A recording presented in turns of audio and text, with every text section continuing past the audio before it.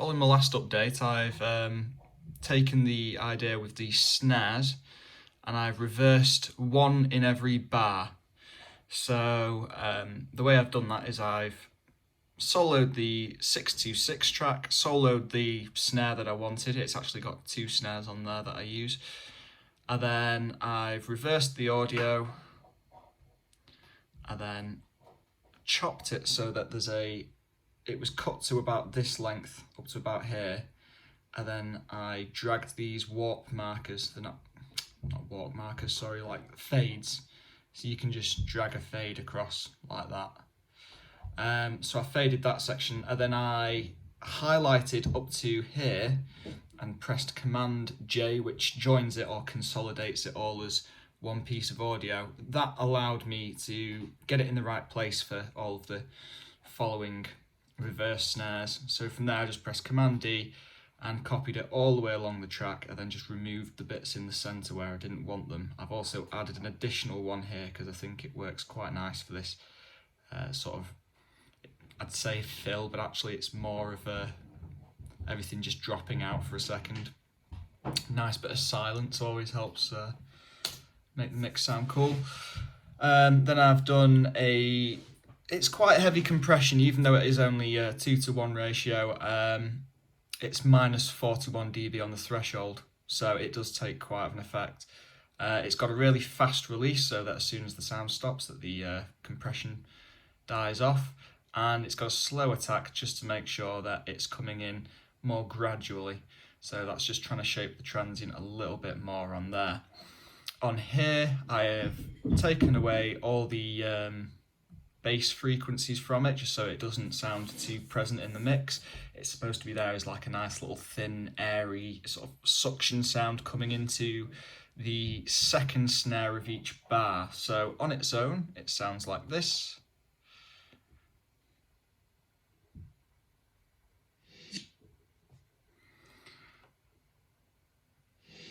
Not that impressive, but when you put it in the mix, it sounds pretty funky.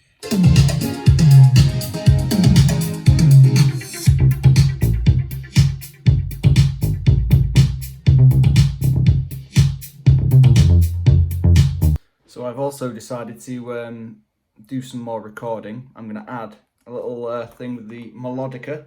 This was like £12 off the internet, which was pretty good for its price.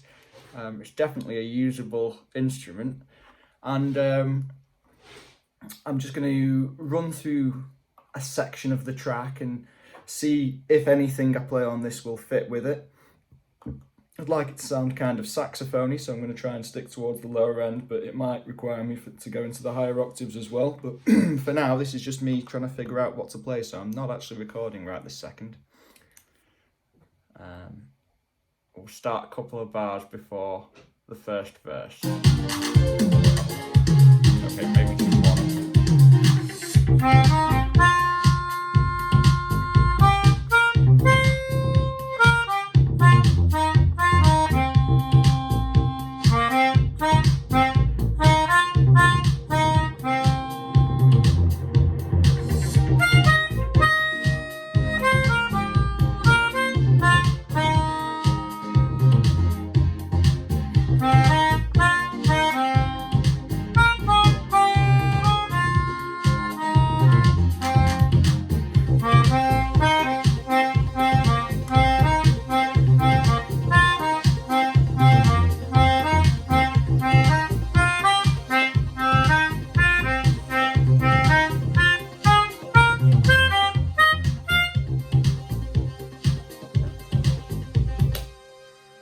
So I think I've figured out the notes that I want to be using in that.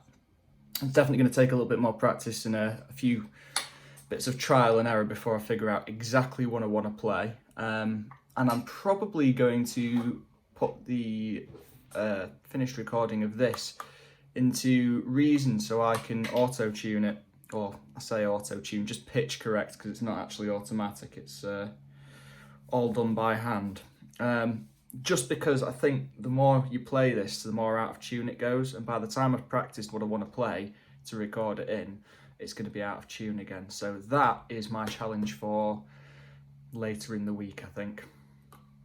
Okay, so yeah,